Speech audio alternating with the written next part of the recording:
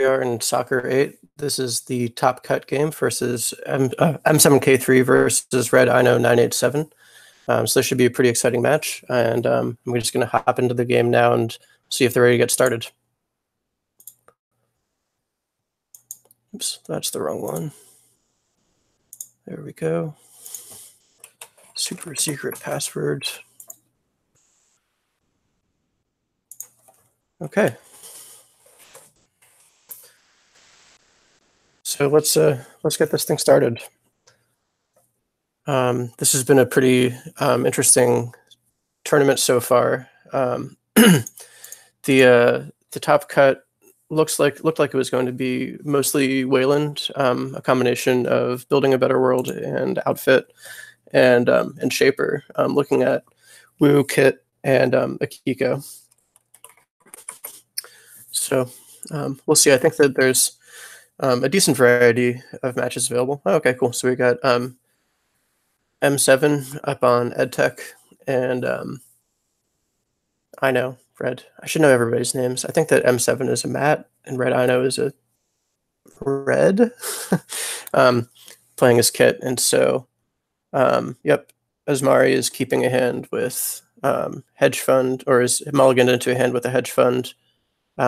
Maryland, a couple pieces of ice. Hydra's probably not going up for a while, and Cal testing. So don't know much about these two decks that we're seeing, but you know, seeing Hydra in the mix probably means that we're going to go for something that has a little bit more of a glaciery bent. On the other side, Kit starting with professional contacts is super good. They might be on patchwork or something else that synergizes well with that. So let's see what we get. So Matt opens up with kind of standard ice, hedge fund, and get the Maryland in a remote. And probably going to go ahead and either call event or resource with Asmari's ability. So let's see. Both of them are good choices for turn one, as you expect to see, you know, Diesel or Sure Gamble, or some sort of econ events.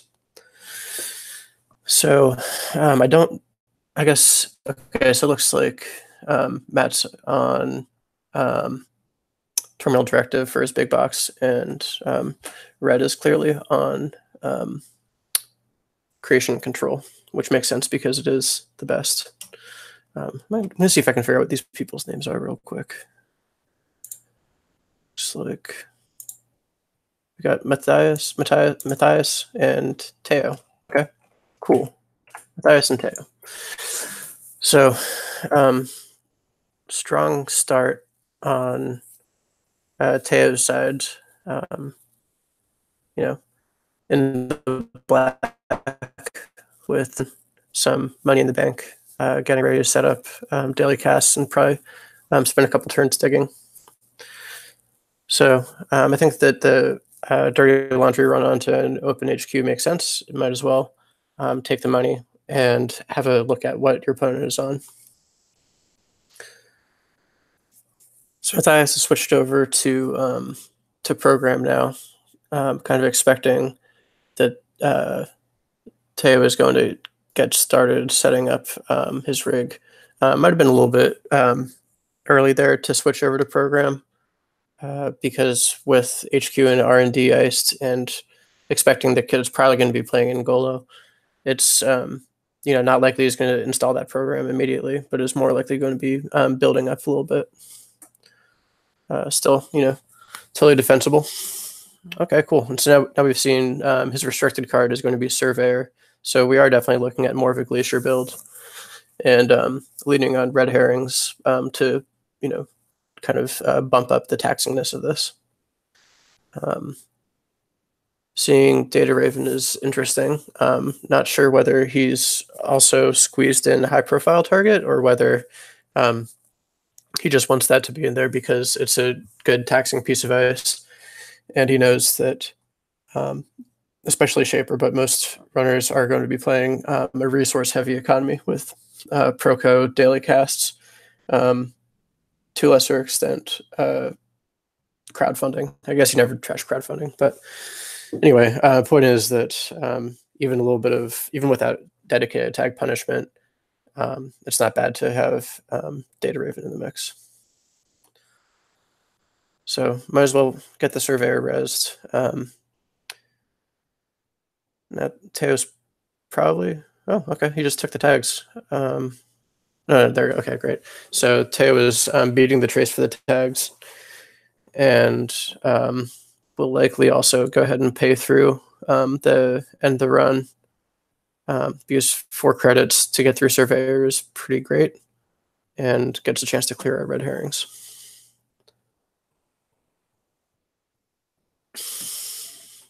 So now we're seeing a little more about what Teo has in mind. Modded cyberdelia. So that's cool. I like to see cyberdelia hit the table. It's doesn't see a ton of play in standard, but I think that it's pretty good choice in this format. It's, you know, essentially it's like a Akamatsu mem chip that pays itself off after a while. And so if you don't have a specific console that you want, or you plan to have a big rig, it's not bad to have it at all. So this is the first agenda that we've seen so far, is the SSL going into Matthias's hand. And he goes ahead and sets up the second surveyor and red herring. So he's probably going to go ahead and jam this next turn and see if he can make it happen, because he'll have enough credits on hand to res the second surveyor. We'll see how that goes. Alternately, if yeah, okay, I was gonna say that Teo could, you know, potentially take the risk of installing admin on 4 and running, but that didn't happen. So let's see what Slot Machine reveals. So we got 2 events in a program. So Corp's going to get refunded for their efforts.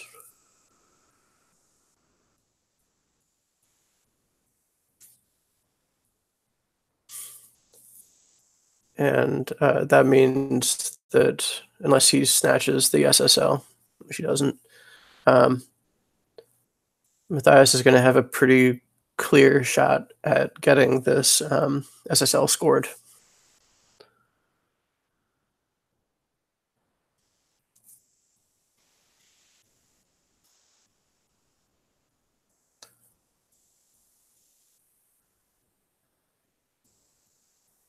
Okay, cool. So Teo, with a really good read there, saw the trashed the previous red herrings, and you know, made the sensible guess that this was another upgrade. So now that they've got the money, we'll see. He might be reading that as there's an agenda in hand, and he's going to try to ram it out and go for another run on HQ, or he might just go ahead and take another click to get the Proco, to pump Proco. Yeah, and that's what he goes for. Having the red herrings in there is pretty annoying, but admin is going to be a reasonably efficient way for him to get through that surveyor. So he might not be so worried about it. Just once he's paid the install costs, cyberdelia makes it, you know, neutral until he installs another surveyor. Cool. So we see the SSL go down, get advanced, and you know, he is clearly Matthias is clearly preparing for an incoming run by calling program. Slot Machine does mean that he knows that there is an indexing in hand, which might make him a little bit nervous, since he's probably, I don't know, he might not want to res Hydra here. Cool. So Teo has gone ahead and installed the admin on 4. Draw up a little bit, and then, you know, we'll see what he does. He might, yep. So he's going to probably here plan to make the run. Trash the red herrings, and then run in again on last click, most likely. Cool. So that was a really good read on his part. getting admin out, breaking the entire server for a net cost of 2.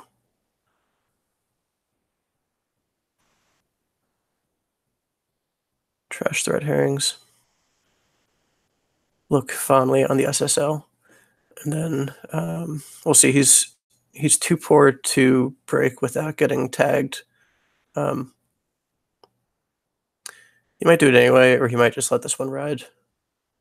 I think if I was in his position, it's tough to say. I'd probably let it ride. 4 tags is a lot of tags. So, yeah, he agrees.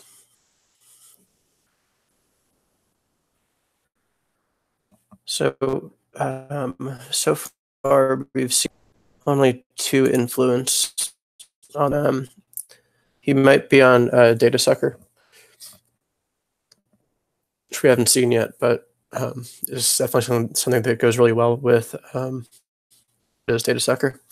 So Data Sucker and admin on 4 is going to be a really efficient way for him to deal with this remote. So while he did have to let the first one go through, now he's got a clear shot at this.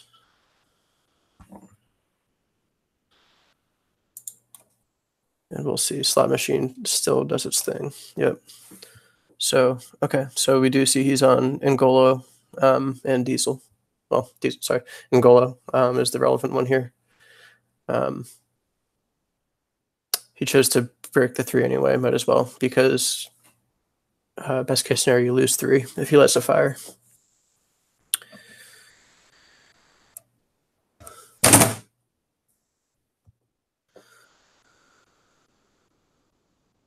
So looking at the board right now, I feel like Teo is in a really pretty good spot. Until Matthias has iced archives, he has a really commanding position for camping this remote, building up his board state with Proco, and he's got an indexing in the hand, so he doesn't know what's on R&D yet. This Hydra is going to be, it takes a little preparation at least to deal with it, but he's looking pretty good right now.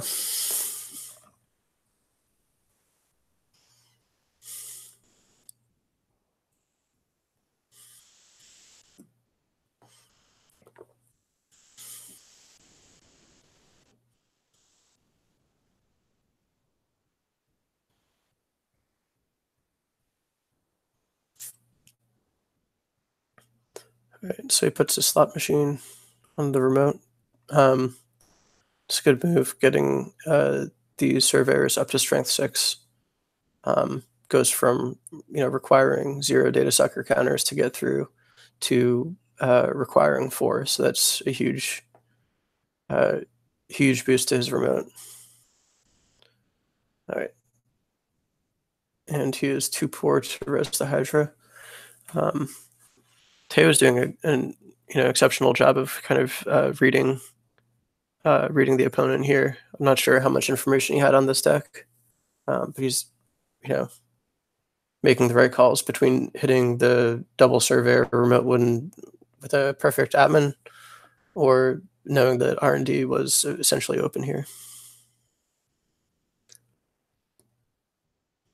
All right, so let's see what he gets out of the deal. Okay, clears an NGO front. Gets the Beal. And draws up. So that means that most likely this draw and then the next 2 are going to not be agendas. And so if I was in Matthias's place right now, I might just go ahead and charge up the bio vault and consider dropping the cal testing in the mix.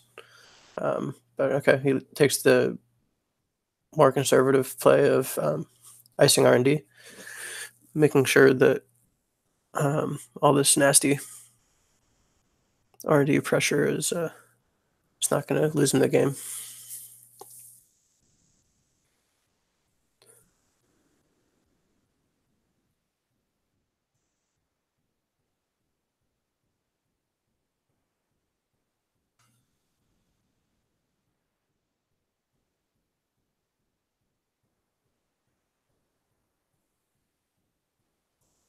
Interesting.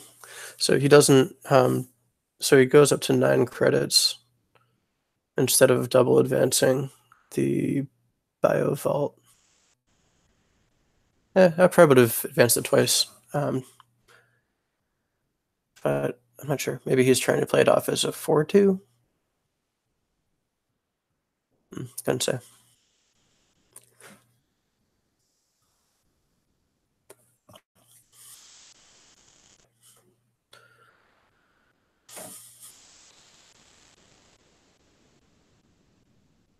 All right, so Teo, another good read, calling that as a bio vault and getting the falsified bucks off of it.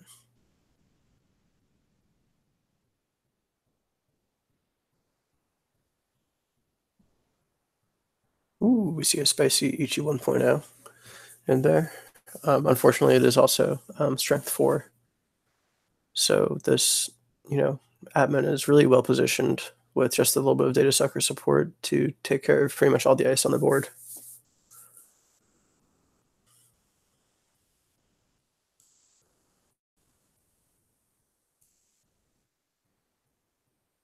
So this wall of static is going to be really good, being below the admin 4, but still requiring Ngolo to spend 3 credits to break it. Potentially 5 credits if it's not the outer ice.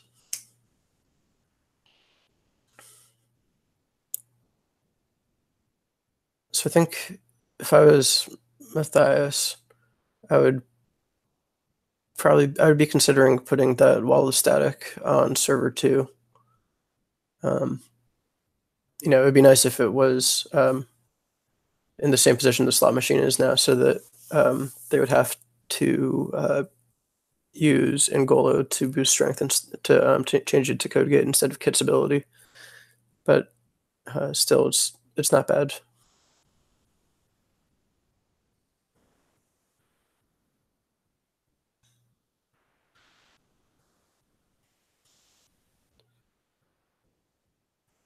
Okay, so he's got 12 credits. I would probably res the data raven here. I'd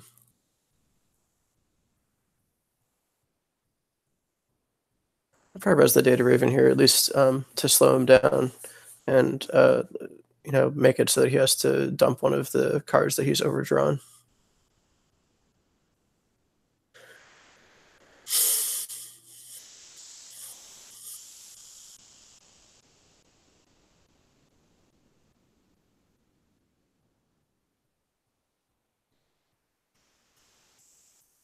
Yeah, and it looks like Matthias is on 44 cards. So, oof, there's another SSL. Between the 3 SSLs, that's 9 points, probably 3 Beals, since he has calibration testing, is 15 points total. So there's another 3 points worth of agendas in the deck somewhere. Probably like a single degree mill or something like that. So, I'm guessing there's probably 3 more agendas in those 24 cards. But we will see.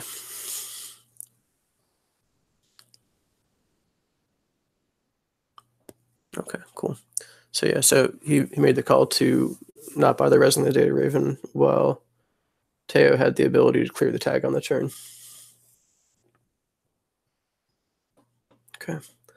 So Fem in the bin is basically set up so that Teo can test run it, put it onto the data raven or put it onto one of the remote ices. Yeah, make it happen.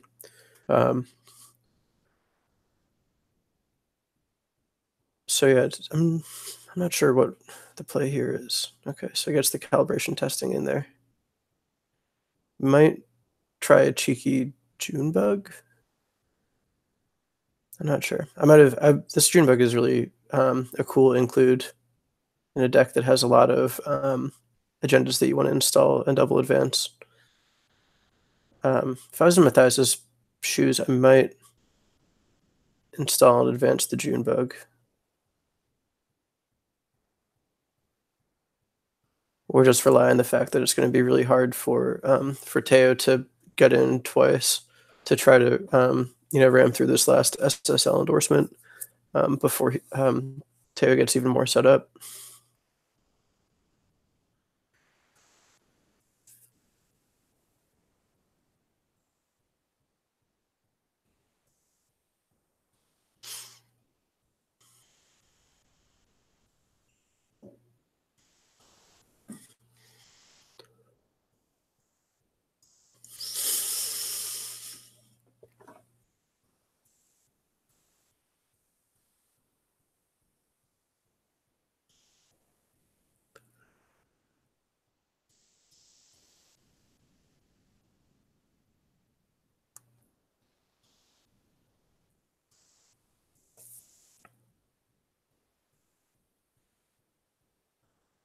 Yeah, he could even put the second bio vault in there,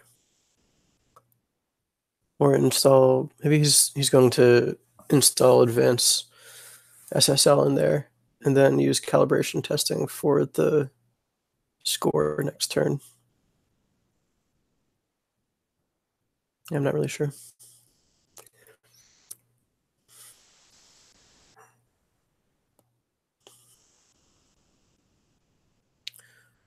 Teo is doing fine for money right now, but he's not really swimming in it. So okay, interesting. So he went ahead and trashed the Hydra, knowing that he wasn't likely to res it anytime soon, and got the wall of static down. So R&D is pretty safe for the foreseeable future. Even once Teo has a little bit more of a rig set up, he's not gonna want to pay through wall of static very often.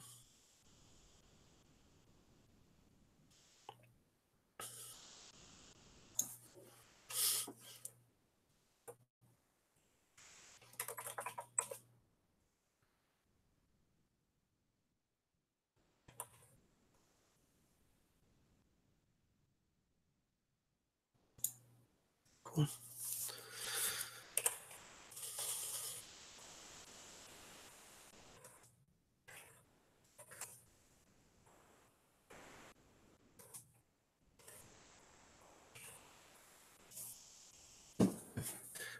So it looks like he is going to go ahead and fem the slot machine with test run, and I'm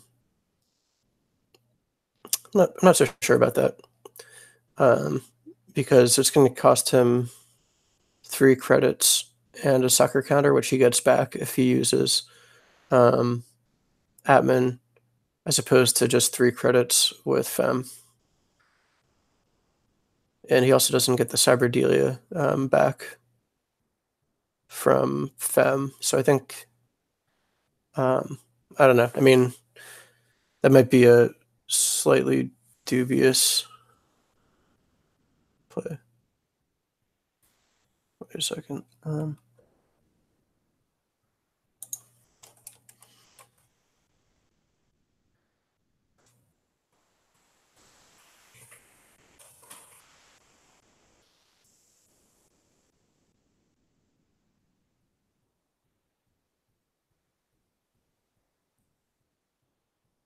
Cool. Okay, great.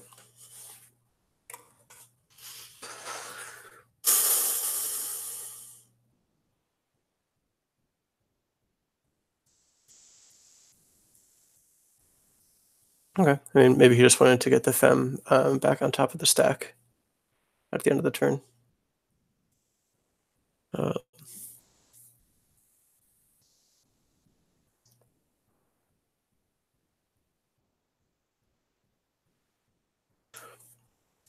Yeah, I'm not sure. That may have been misplay, but he is, up 5-3 right now.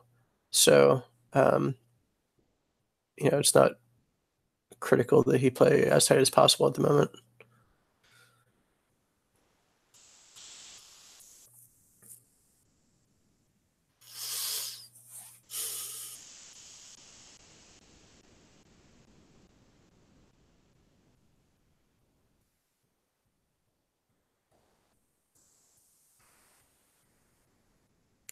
Okay, so he's going to go ahead and let everything fire.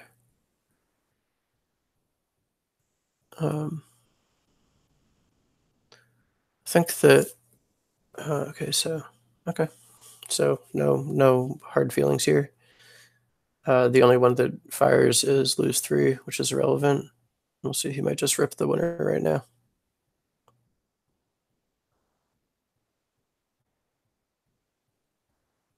Oh, there we go. So that's a pretty big tell that he's holding an agenda. So I think that Matthias really needs to jam that SSL right now. Either that or draw all the way up.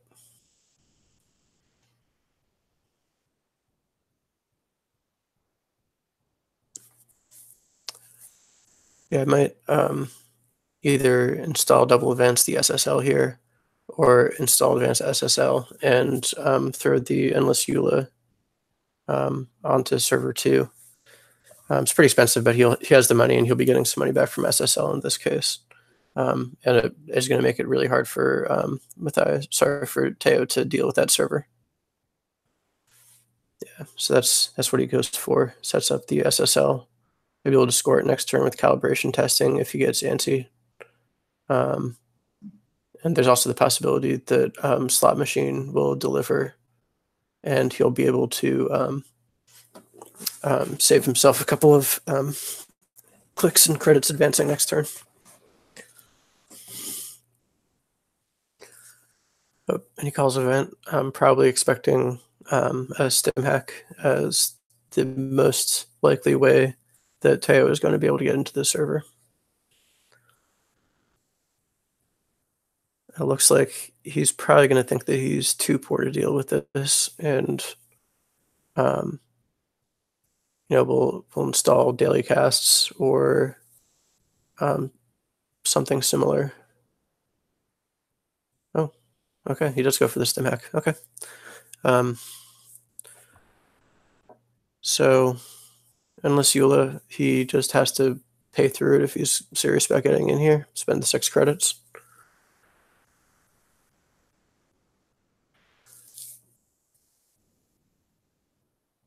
And he is committing to eating at least one of these surveyors, which is fine if he can get through. So it looks like this is going to set the game up for him.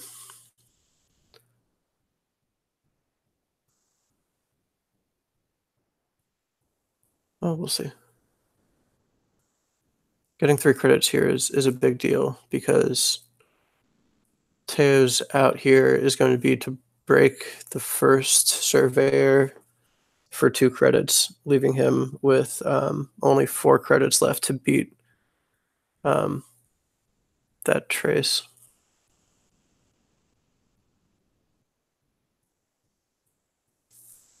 Okay, so he breaks the 2 relevant subs. Yeah, I think he's going to be short here, so you can sucker that down. Break it, get his 2 Cyberdelia bucks back.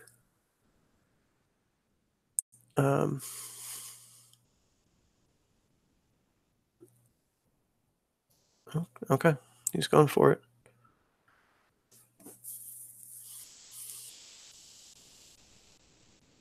So I think this is a mistake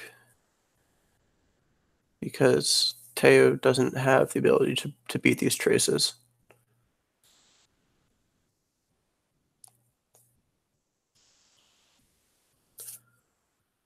So I think that once that slot machine popped up,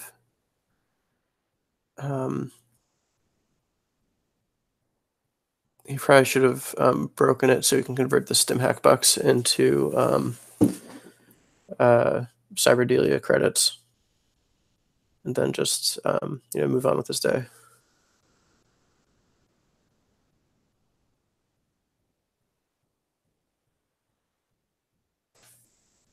Okay, so here he's going to have it's going to be 1 credit short.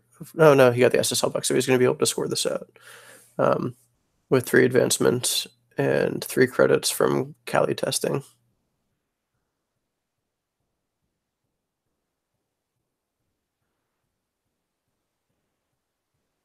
Unless Matthias decides to go ahead and take out Proco.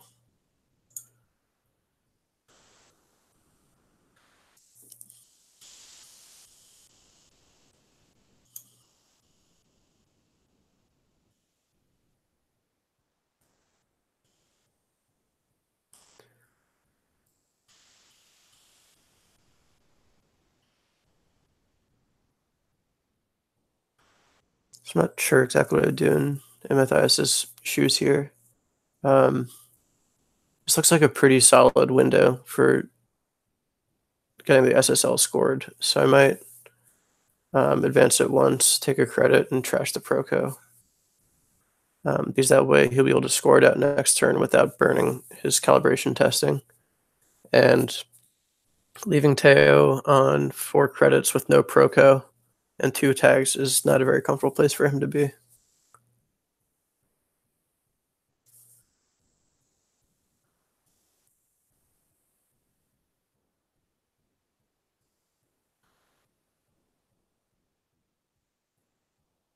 Did I lose my connection?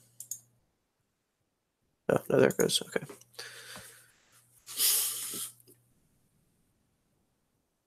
Yeah, so this is going to be a pretty tough spot for Teo to come back from here. Once he's gotten Tag Me, Data Raven is, basically free. But it's, yeah, it's not pretty.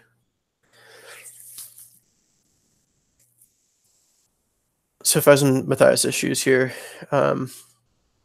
probably do the hedge fund,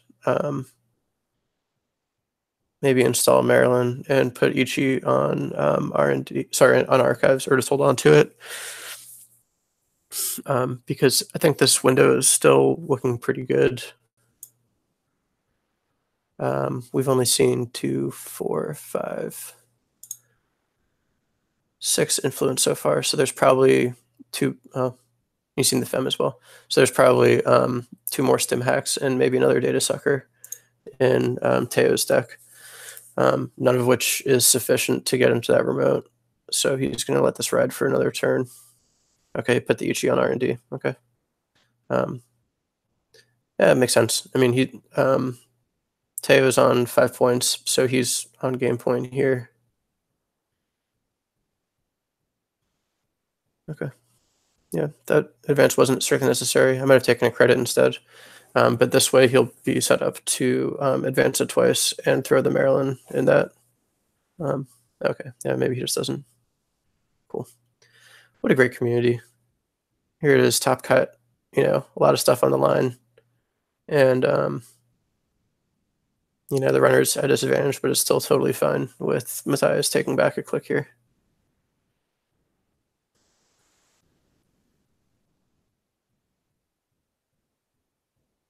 Yeah. Yeah, this is a great group of players that tend to frequent these tournaments.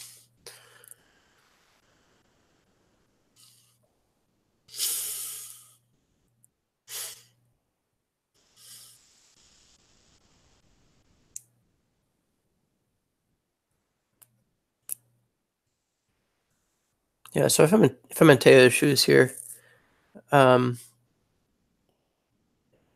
I guess he knows that that's an agenda in server 2.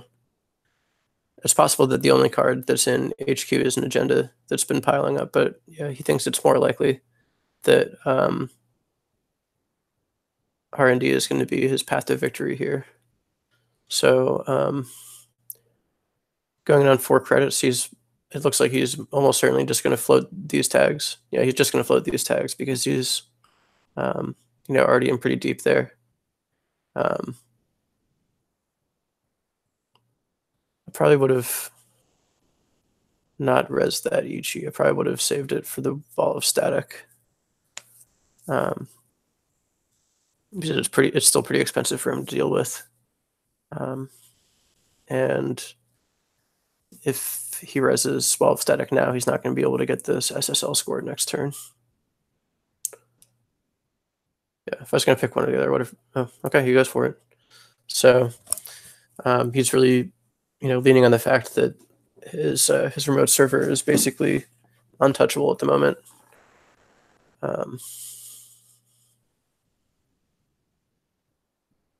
Okay.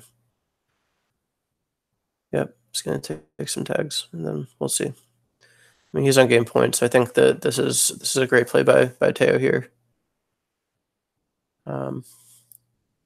He knows that this is his path to victory, and we'll see what he gets.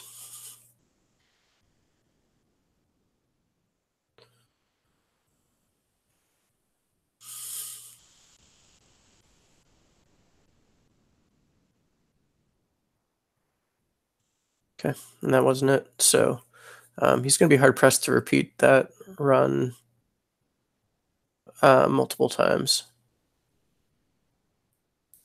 So if I'm Matthias here, I might take 2 credits and install Maryland in a new remote. Or just take 3 credits.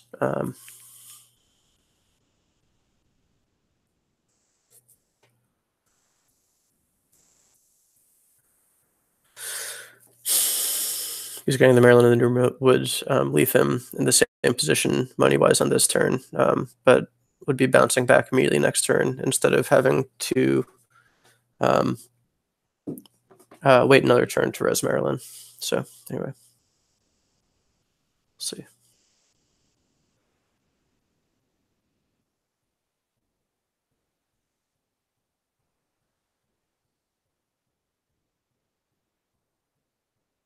Yeah, this remote's pretty secure, so okay.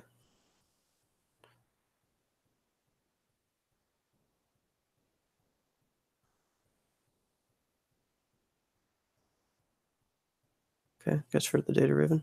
Makes sense. And he'll be putting a wraparound on the outside then, which is kind of an expensive proposition, but it's all right.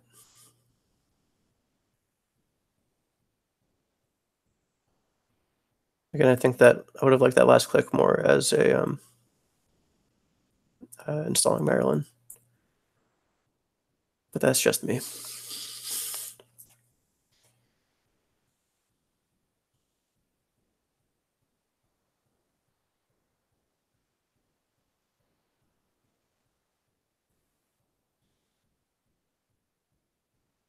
Okay, so gets the clone chip down. So this will give him the option to stim hack Fem if he chooses to do that in the future. Thais finally clears out this SSL, and this is going to be the last opportunity that Teo has to hit R&D for a little while, probably. So if I might probably go sure gamble and then go ahead and run it.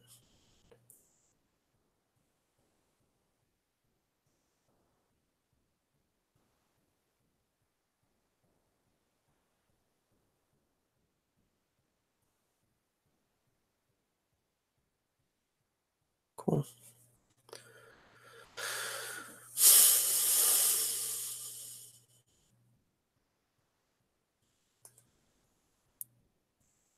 All right.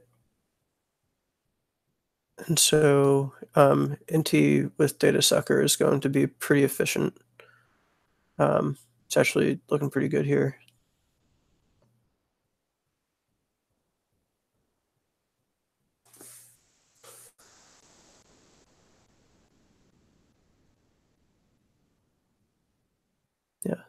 This has been a cool game. It's definitely gone back and forth.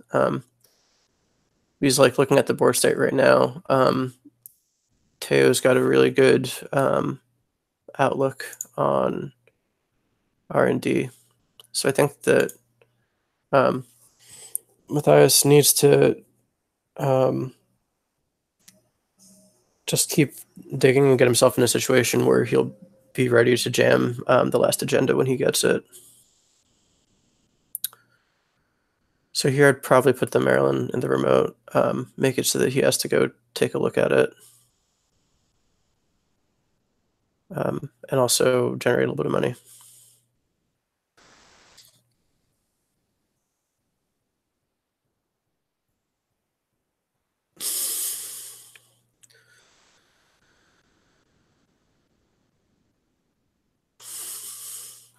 So right now Teo's getting in for,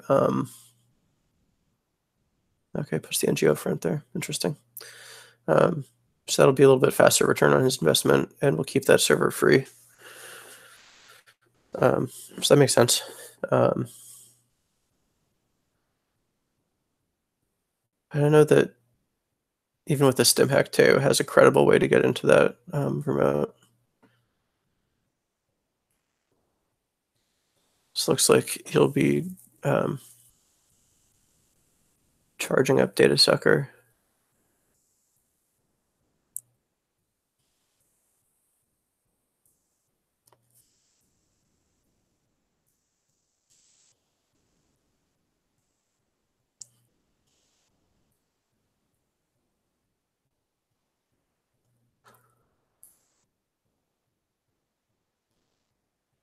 Ooh, what was it? Who knows? All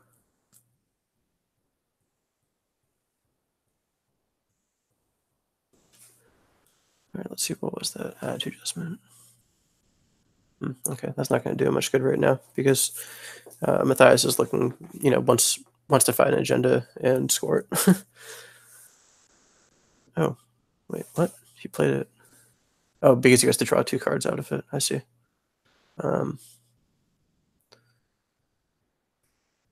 So R&D is looking uncomfortably full right now.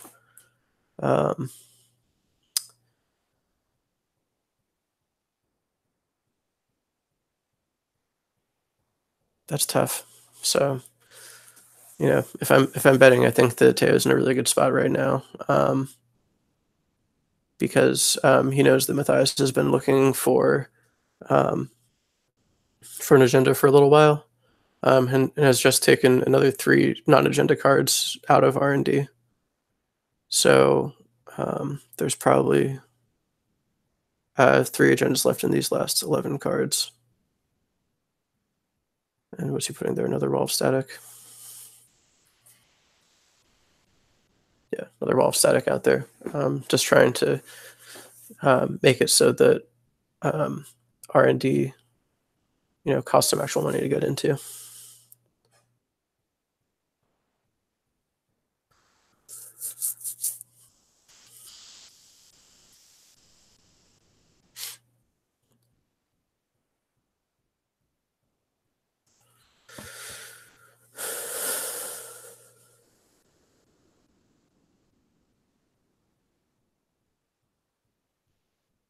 Okay, still fairly efficient here. He's got about 1 in 3, 1 in 4 chance of finishing it off. So let's see what we get. There it is. All right, that's a great game.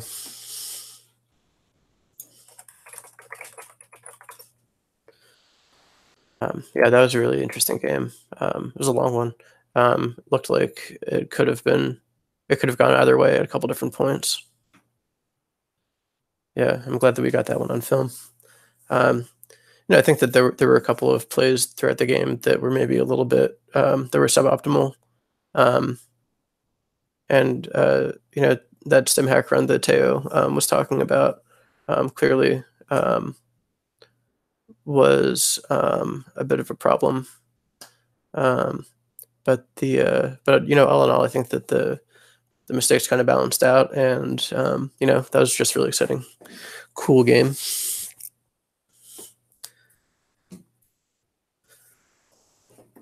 Yeah. So this is a I like this this kit deck. I mean, kit is probably my favorite runner um, in any format, but I think that uh, the data sucker admin and Golo setup is just, you know, super efficient once you get it online.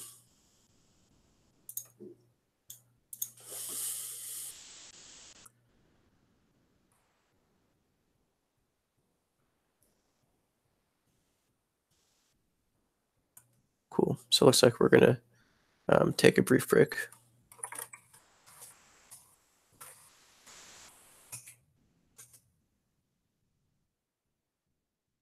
I'm gonna go ahead and put the old Potato Cast logo up. Hop out of this game, and I'll check back in just a few minutes.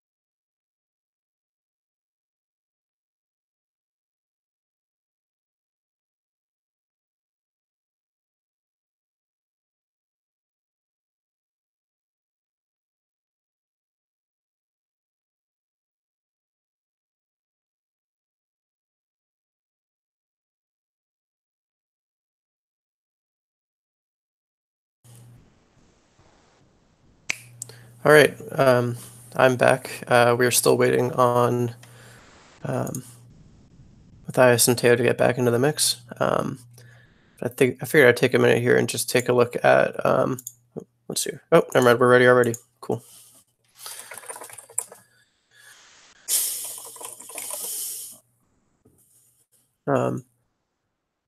So let's see who's on top right now. So going into the cut, we had uh, three. We had four Wayland.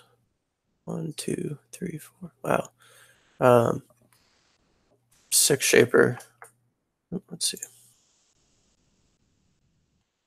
Six Shaper and a couple of Criminal. So yeah, it looks like Shaper was really dominating this time around. Kit, Woo.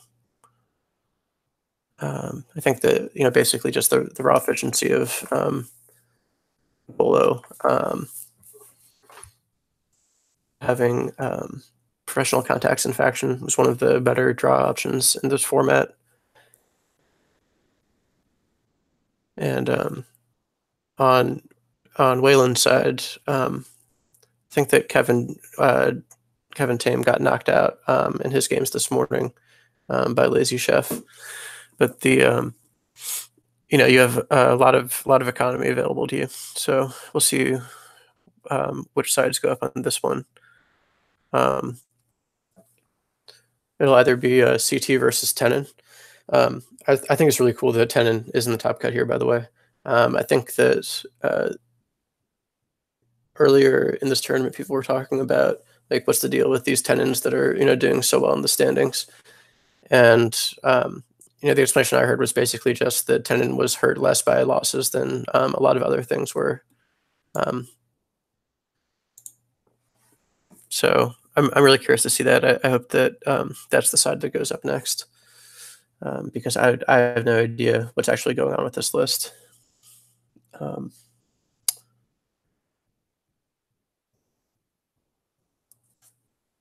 let's see. All right, so I'll go ahead. I'll jump in on the other game. Get ready for it.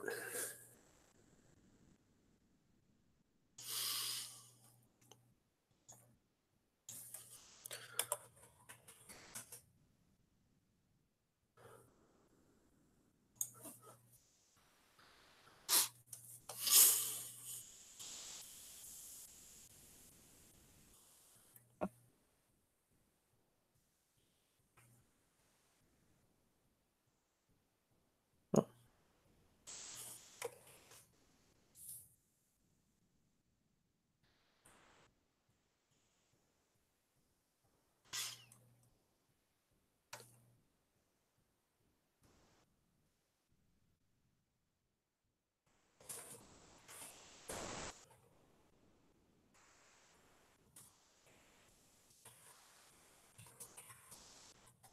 okay, great. I won't poison any thoughts here.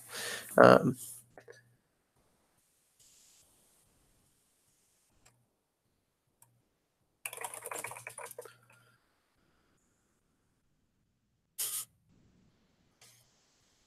yes, this is an interest. This, if you're not familiar with the format of this tournament, basically the card pool is fixed and your ID is fixed throughout the event, but you can change decks between rounds in any way that you want to. So, especially once you get to the top cut, and if people have been streaming games and spectating, or talking about what they're playing in the Slack, then there can be some really interesting last minute tech choices. So, um, definitely understandable that people don't necessarily want to share a list going into the top cut. Um, so we'll see.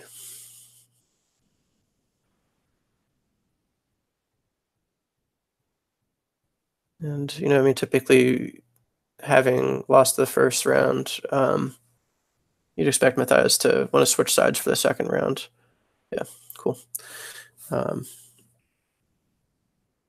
I think I think if you really know what your deck is doing, then there is some advantage in keeping the same side, even if you lost. If you think that you have a better read on your opponent's deck now, and you think the matchup is pretty decent, but we'll see. Okay, cool. So we get to see this Tenon deck that's been tearing shit up.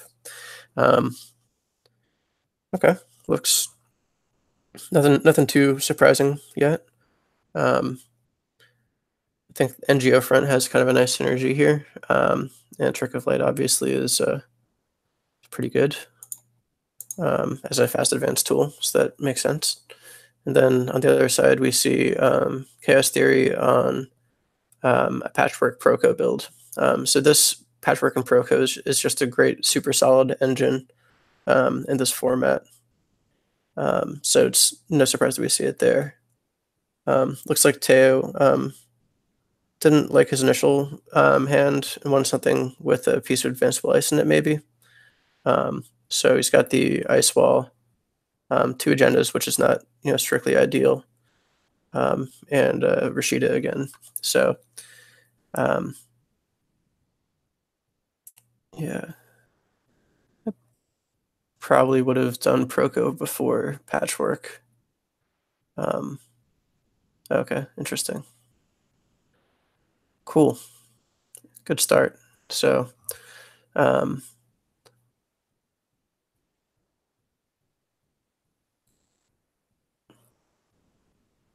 okay, gets up the Nancy threat. Being on 8 credits is an important number to keep in mind um, in this format.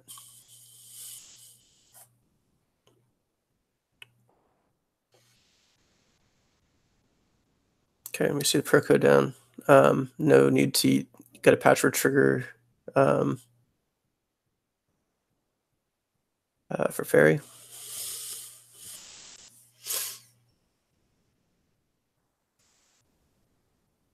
Looks like maybe he declined the advancement. There you go. Okay. Got it. So he's got a couple advancements on. Yep. Got it. I think that mass commercialization is in this card pool.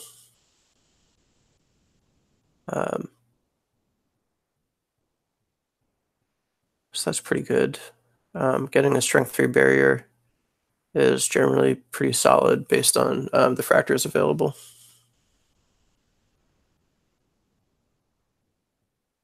So yeah.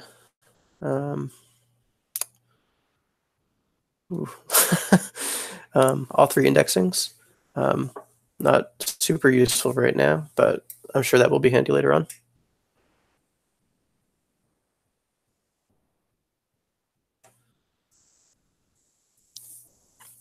Cool. And that is a solid Rashida.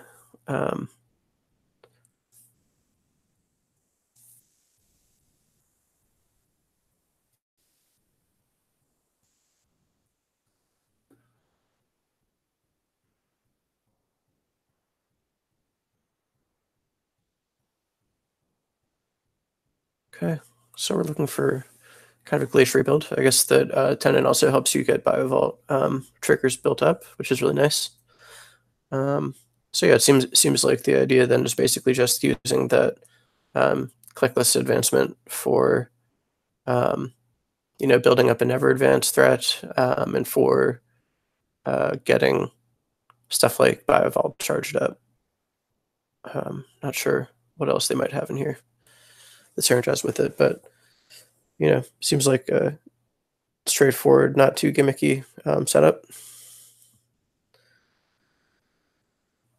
And we see that Matthias has been able to take advantage of Proco and Patchwork to set up a really strong initial economy.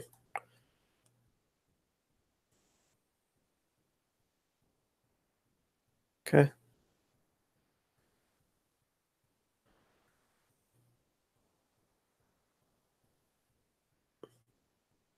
So this is kind of a cool play because if Matthias can't get a successful run through the Thimble Rig and Nancy, which I mean he should be able to. He has the tools available to him right now. But if he gets bio-vaulted and that run ends, then Teo will be able to use Tenon to score the unadvanced Nisei, which is a nice trick because those Nisei counters are super valuable. And being able to surprise your opponent with them or catch them off guard with one from a never advance is great.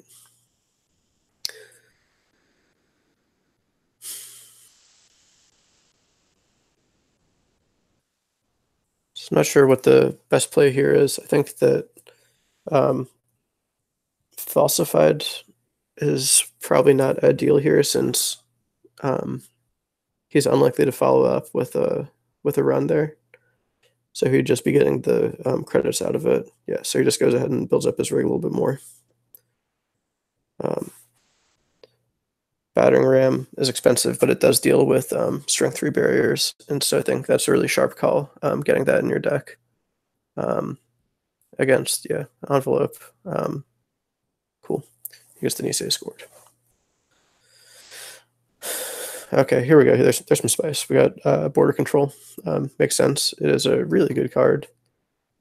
Between border control, code replicator, and BioVault, it's going to be really hard for him to or he's going to be able to set up a remote that is extremely difficult to get into multiple times.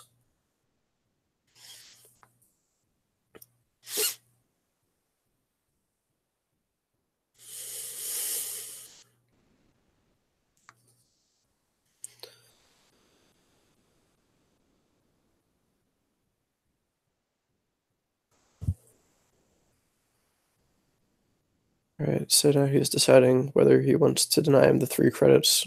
Yeah, it just takes it. So he's going to lose 3 credits. Teo's going to gain 3 credits. And we know that there's a same old thing and a same hack coming up. So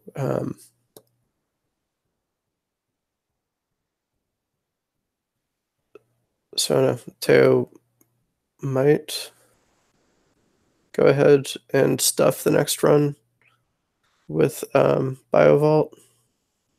But knowing that there's a same old thing coming up in a couple of turns, he might just kind of chalk this one up.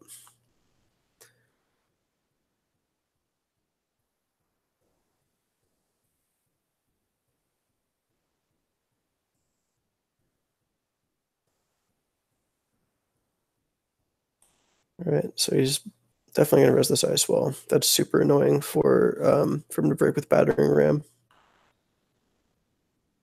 Oh no, I take that back. For some reason, I thought the battering ram had a weird cost to boost. Oof.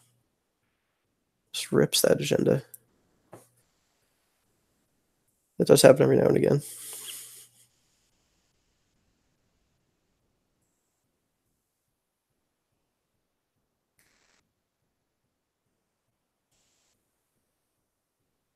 Yeah, and Teo just goes ahead and immediately gets the NGO front taken care of.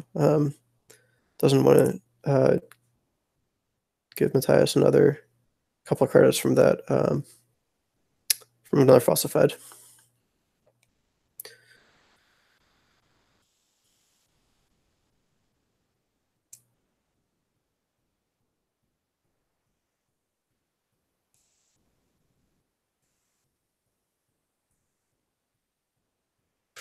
Nice, he is finding all the stuff that he wants. Yeah, that first run might have been just to prevent the 10-in trigger, but it's hard not to go back when you find something you like.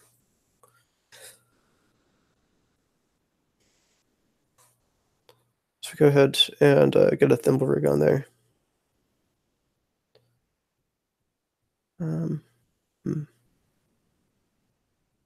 Not sure about the archives ice.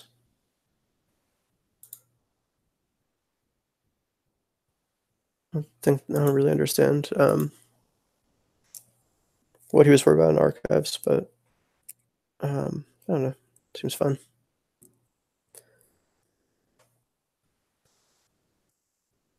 Maybe he's thinking about data suckers coming down. I'm not sure how we're doing on influence 3, 6, 9. Doesn't look like he has any influence available for crowdfunding, which would be another good reason. Oh, no, I guess the Teo was just doing that because he wants to prevent the 10-in triggers. Or he wants to keep his 10-in triggers. That makes sense. So with 21 credits, access to 3 indexing, R&D is looking like a pretty reasonable target right now, especially because soft modifying codes gives you the flexibility of waiting until you've seen what the impact will be from the from slot machine before you deal with it. Ooh. Nice. Okay. So Jua on the outside to shut off the SMC options and code replicator down low, so that you can drag them through, I guess, a slot machine multiple times, maybe. I'm not sure, but this is going to be pretty solid here. So we can't install. Doesn't, quite lock him out. He can break with Fairy.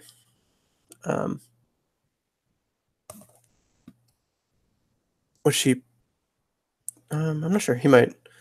The alternative would be for Teo to, put Patchwork and Proco, or Patchwork some combination of Patchwork, Proco, and Battering Ram. Up for going onto the top of the stack.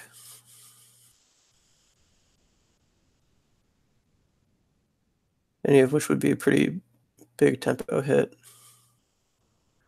Or maybe he'll put 2 of the icebreaker, or sorry, 2 of the programs on top of the stack, so that, yeah, man, what a tempo hit. Can't install cards for the remainder of the turn.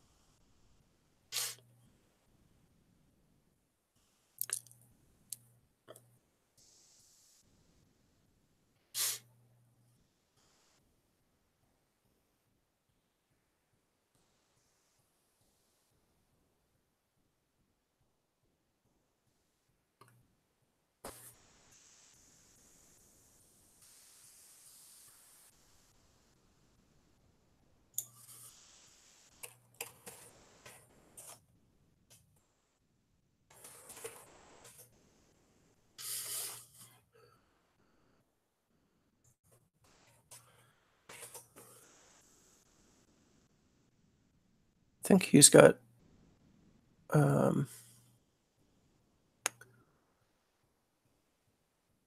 yeah.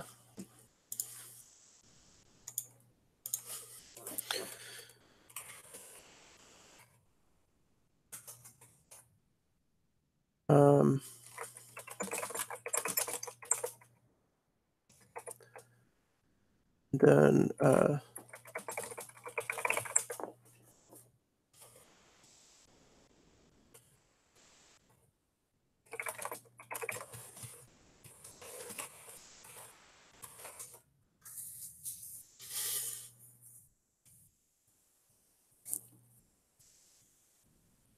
man, this game is so complicated sometimes.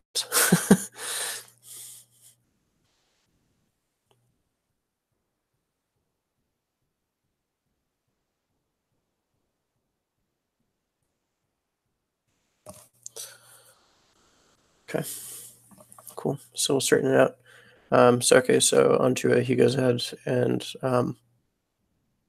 ooh, nice. Admin at what, strength 3? Cool. So he'll break it and then have an efficient way through here. Yeah, seems all right.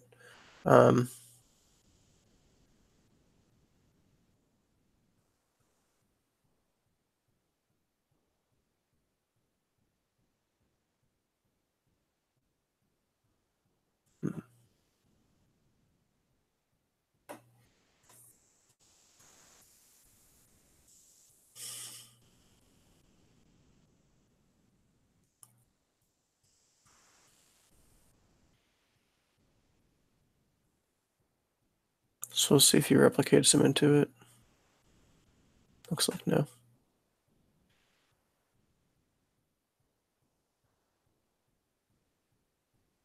Cool, just ends the run. Yeah, so it looks like Teo's kind of gotten to the point where, you know, he's finally outpacing Matthias's economy and has some really efficient ice up.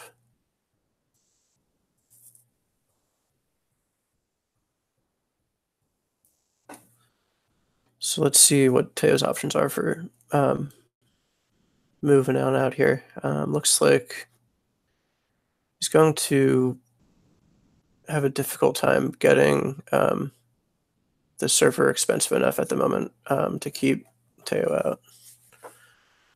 Let's see. Okay. So, you know, by getting the admin 3 out, he was Matthias was optimizing for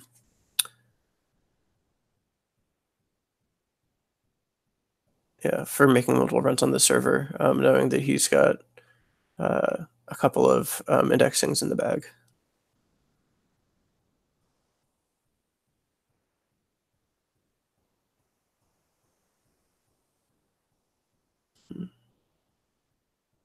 Oh, takes net damage. Interesting. I guess he wants to make sure that he has 3 credits available so that he can run through one more time.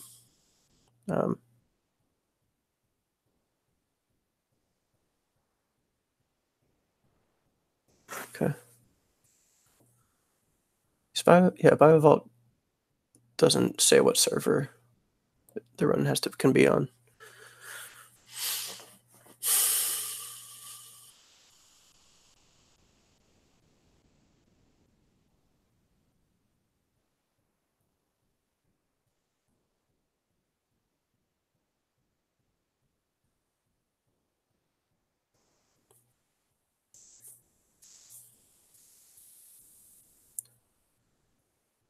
So we'll see. Matthias doesn't have enough to get back in immediately. Because I guess he could let Jua fire. But then he'll lose 3 credits on slot machine. And won't be able to get back in. So yeah, so he's just building up, getting set up. It would have been nice to drain out some of those ETR counters, but here we are.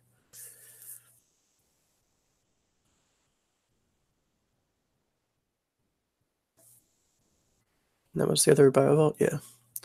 So that's cool. So I guess it's expensive enough for Matthias to do anything that he's probably going to get a free charge on this BioVault out of it from Tenon. And he's also got enough advanced stuff to just draw up and hope for a Trick of Light at some point in the near future. So depending on what his agenda mix is, the fact that this remote server is a little bit flimsier than he might want it to be, that might not be a big deal if he's got these BioVaults keep coming in and he's got a Trick of Light to close the game out.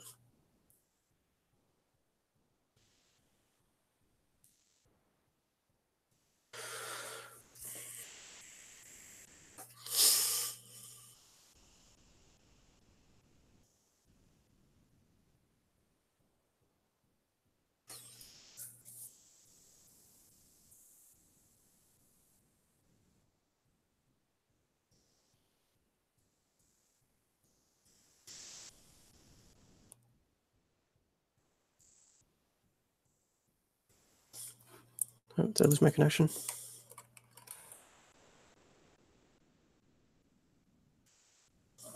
Oh.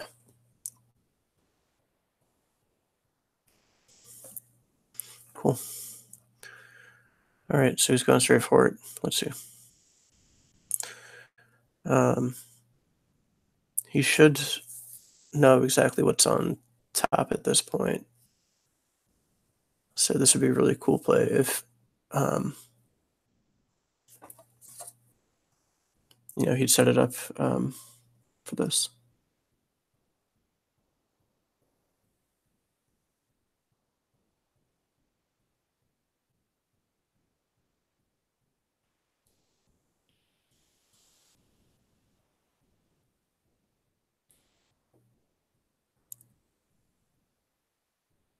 I'll see whether Teo stuffs it with, BioVault.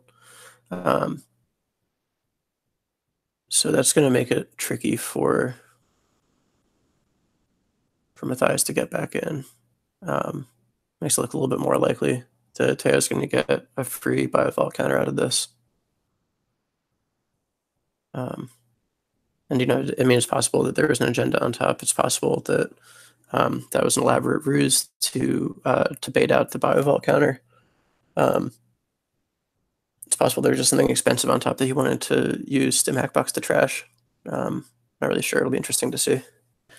So I think that Matthias has the right idea here by trying to get these threats off the board, get him to use the code replicator before he wants to get him to burn the BioVaults when it's to keep him out of an R&D run instead of keeping him out of the remote. So I think this is a good type play by Matthias over here. And Teo is building up just a super efficient defenses here, which is great. Another tight game here.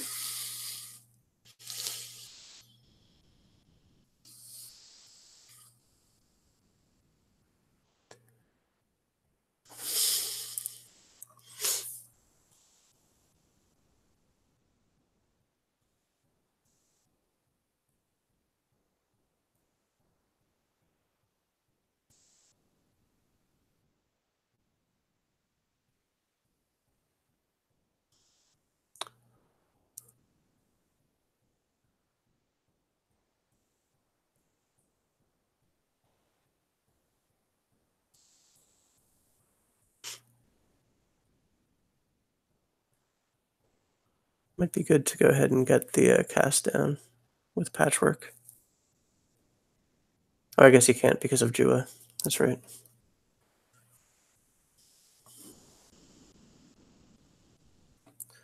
So I guess compile's interesting. All right, because it's on encounter and so is Jua. So if you compile R&D, then you do get to install the card. I guess you'd probably be installing Fem or maybe Niashia if he's going for R&D. He's probably not Niashia because he's playing indexing instead of Maker's Eye. Okay, so now we've got a pretty good looking score opportunity for Teo. He's got the money to res all this ice if he feels like it. Probably doesn't want to res Nancy if he can avoid it, unless you can replicate through it. But between border control and BioVault, he's got 3 clicks to get this done. He's got the option of either using Trick of Light next turn to get this Nisei scored, or potentially just using the Tenant trigger to get it scored like he did with the previous one. Either way, it's cool to see the Tenant ability being used so flexibly here. You know, he used it earlier to get the Ice Wall into a range that was super annoying to deal with, and to get the first Nisei scored. He's had opportunities to use it to charge up unadvanced BioVaults. Yeah, it's cool. It's just, you know, triggers coming from every direction.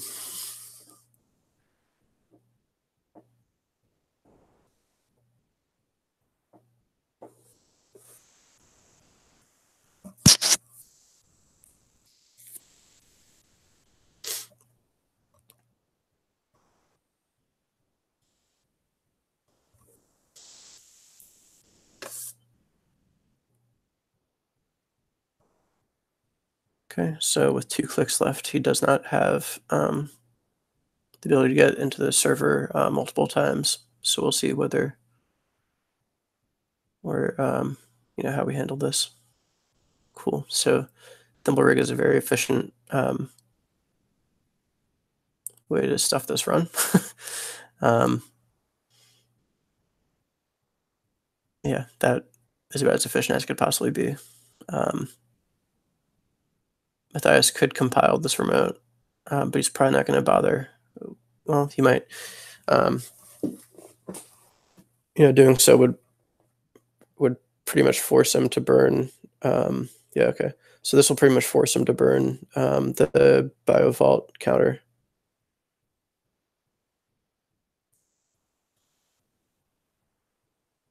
Or border control.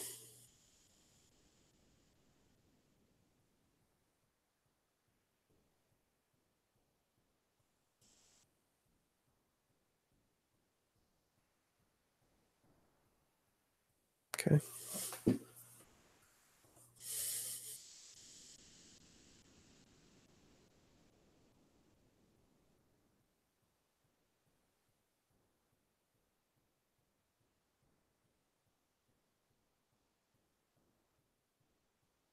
Yeah, okay.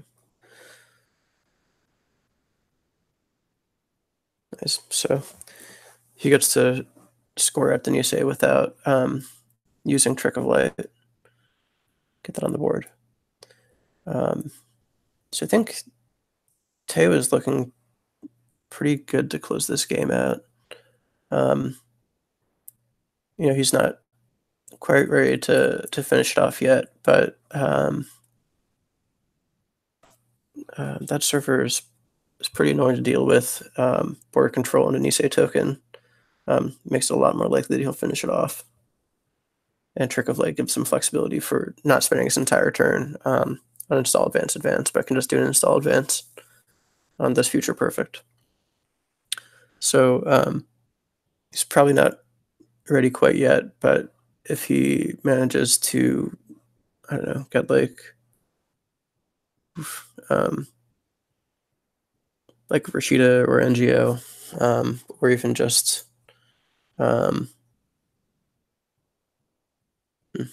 okay, no Rashidas, or one more Rashida left.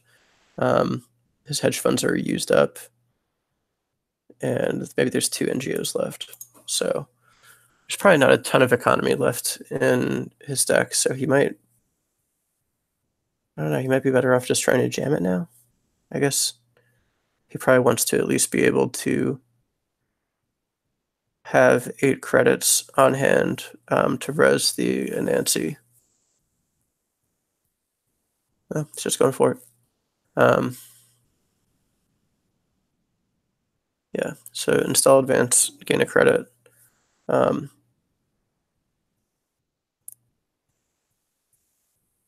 Means that,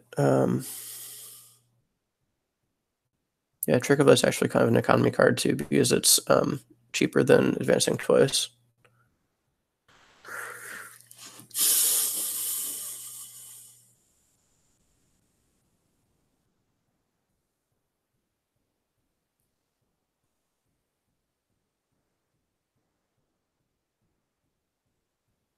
Okay, so it looks like he is going to be able to get in here.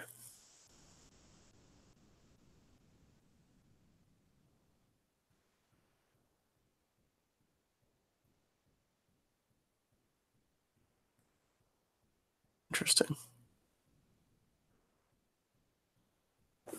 So what does it cost for battering ram to break that? 3,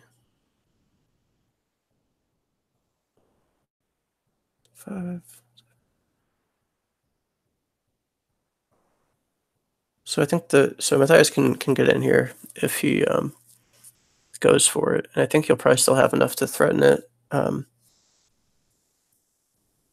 if Teo tries to jam the Nisei.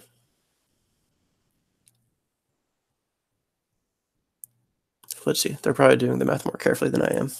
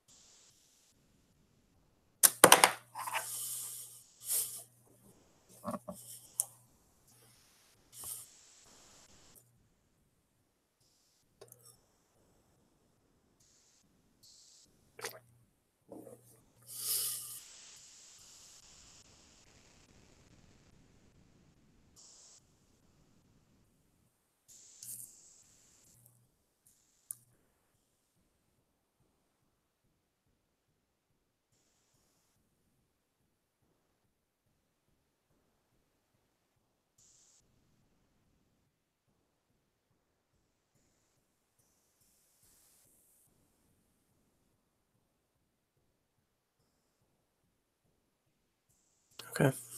So it looks like this is going to go to Teo. He's hoping, Thias is hoping that denying him the 10 in credit will be enough to prevent him from scoring this turn. He was able to look at it and see, yeah, I can't get in there twice. So probably just hit Proco for the last click now that he's denied the 10 in credit or the 10 in advancement.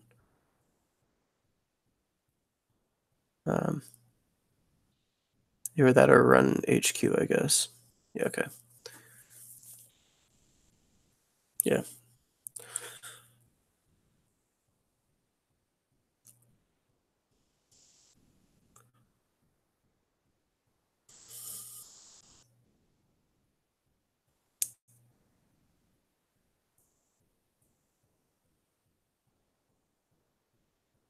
There we go. Yeah, Trick of Light.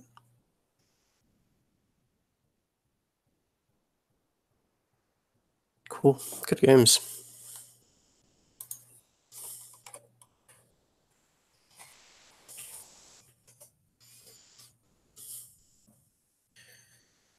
Cool. Those were both really good games. Very exciting. I think that this was actually a really nice cross section of yeah, these were so tight. Yeah, totally.